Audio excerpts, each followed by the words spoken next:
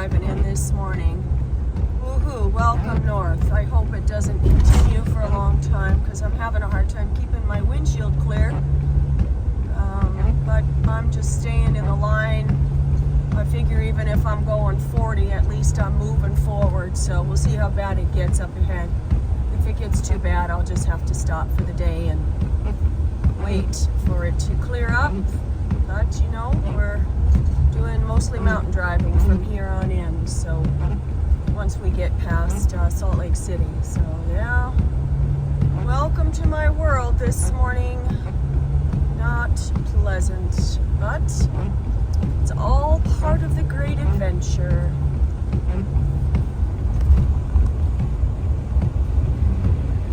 There's a crazy guy.